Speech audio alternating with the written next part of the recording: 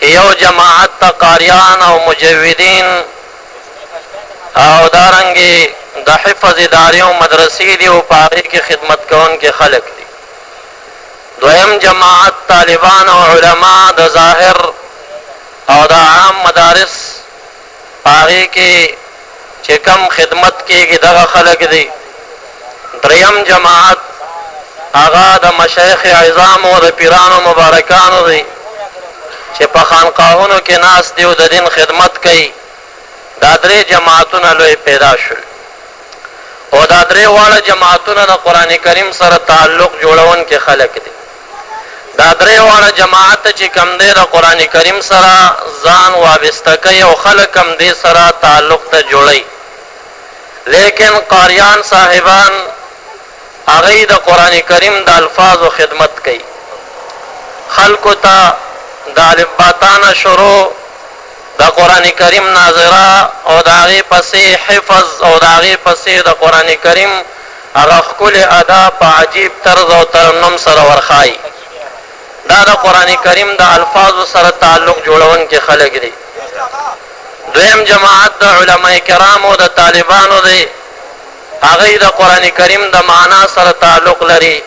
او د قرآن کریم احکام راوباسي تا ته اسانۍ او د قرآن کریم ترجمه درته کوي.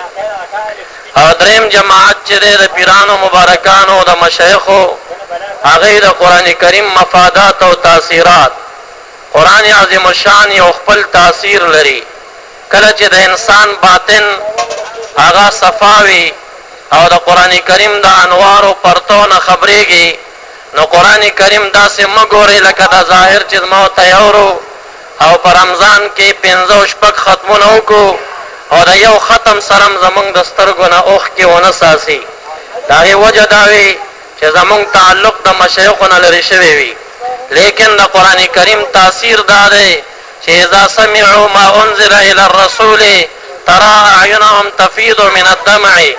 کله چې صحیح مؤمنان تاسو ګورئ چې قرآن کریم اوري د هغې دا سترګې به اوښکې بادوي، اوښکې به ترې روانې وي، جاړي به ورته. موږ قرآن کریم اورو، د قرآن کریم تلاوت کوو، لیکن زمونږ سترګې ژړا نه کوي. د هغې وجه دا ده په کم دربار کې چې ژړا خرڅېږي، په کم دربار کې زړه نرمېږي، په کم دربار کې د نفس تزکیه کېږي، په کم دربار کې د قلب تصفیه کېږي چې هغه د مشایخو دربارونه دي مونږ د هغې نه لرې شوي.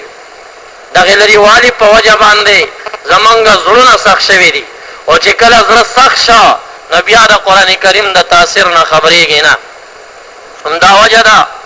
امام الانبیاء محمد رسول الله صلی الله علیه وسلم هغه مبارک خدای تعالی دنیا ته په دې درې لویو صفتونو باندې راولېږه. حضرت ابراهیم علیه السلام کله چې خانه کعبه جوړه کړه نو دعا کوي. هغه دعا کې الفاظ دادي ربنا وبعث فيهم رسولنا الهی معظمی په خلقو کې او رسول لېږه علیه السلام.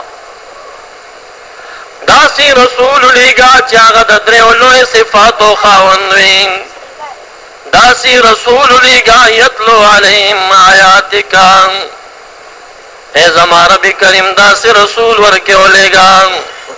چې هغه رسول خپل قوم ته ستا د کلام شریف ایتونو تلاوت کوي. نو یتلو علیهم آیاتک دا د قاریانو وظیفه ده. د قرآن کریم قاریان په دې شق کې لګیا دي خدمت کوي.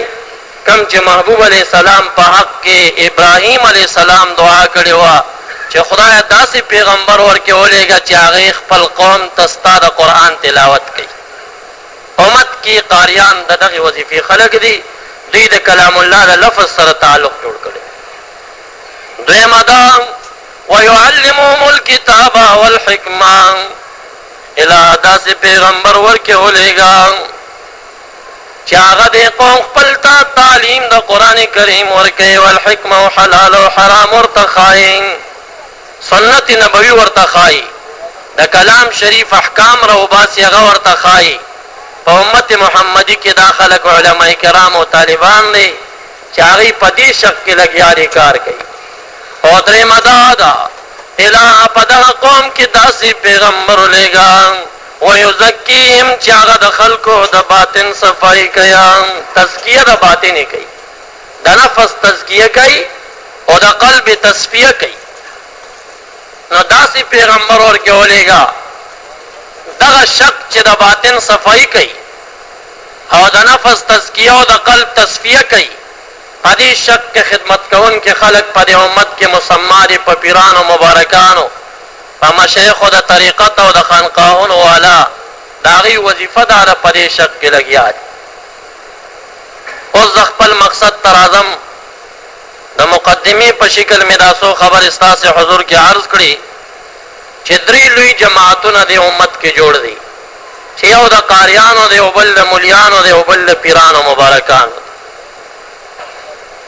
دا 3 جماعتونه صحابه کرامو کې مو دا 3 جماعتونه تابعین او تبع تابعینو کې مو دا 3 جماعتونه زمونږ استاد او مشرانو کې مو اوسم شتا او ان شاء الله تر روز قیامت به دا جماعتونه باقی وي خو یاد ساتئ کله نم چې امت مسلمه کې کم یو جماعت نیک پیدا شي هغه جماعت بیا انګریزان او کافران په هغه انداز نیک نه پرېږدي کم چې ابتدا کې نوې پیدا شوي زمونږ په دې دین کې اول جماعت د صحابه کرامو څومره پاکو خو تابعین هغه شان پرې نه ښودل څنګه چې صحابه پاکو بیا چې صحابه څومره تابعین څومره پاکو نو تبع تابعین هغه شان پرې نه ښودل په دې کې د انګریزانو د دین د دشمنانو کاروایانې وشوي نو تر اوسه پورې دا 3 واړه جماعتونه ټول پټوله روغ هم پاتې نه دي او دا 3 جماعتونه ټول پټوله خراب هم نه دي زمونږ د عوام مسلمانان رونه څه داسې نیکبین داسې خوشباور او خوشګمان دي چې هغوی وایي چې نومې قاري دی نو زما د سر تاج دی چې نومې ملا دی نو زما د سر تاج دی چې نومې پیر صاحب دی نو زما د سر تاج دی خو څه نور خلک شته دي هغوی وایي دې مولیانو هم لانجې جوړې کړي او دې قاریانو هم لانجې جوړې کړي او دې پیرانو هم لانجې جوړې کړي زاړو پکې یو هم نه منم نه دا دواړه په افراط او تفرید کې لګیا دي داسې مه کوه چې هر قاري او هر مولا او هر پیر صاحب د سر تاج جوړ کړي خو داسې مه کوه چې د حقیقت نه انکار وکړي دا ډېر نیک جماعتونه دي خو دا جماعتونه چا نیک پرې نه ښودل زه به شن احادیث بیان کم تاسو به فکر وکئ چې محبوب یو طرف ته د قاریانو څومره صفت کړی دی خو بل طرف ته د قاریانو څومره ذمیم او صاف او بیکاره خبرې م کړي دی دا کارونه هم شته نو ما تا ته الهه عقل را کړی دی دا د ښو صفات خاوند قاري به د بدو صفاتو خاوند قاري نه بیلو سره ټول به د سر تاج نه جوړو زه به چند احادیث بیان کم چې محبوب علیه السلام د علماو څومره تعریف او صفت کړی دی خو بالمقابل بیرته د علماو څومره ذم بیان کړی دی نو ما تا ته الهه عقل را کړی دی چې ما تا دا بیل کو چې حقانی علما څوک دي او بیکاره علما څوک دا شان په مشایخو کې هم ګروهونه دي چې هغه حقانی مشایخ د شریعت پابند مشایخ د هغه فاسقانو فاجرانو ګرخیلو وغیرو نه بیل کو چې هغه ګد نشین په نوم باندې چرسونه به بادی تمامي به ګډی اجړاګان به ګډی نور ناروا مجلسونه به جوړی او خلک به هغه ته چشتي او قادري وایي هغه د پیر په جامه کې شیطان دی ګورې چې په هغه به هم دوکه کېږئ نه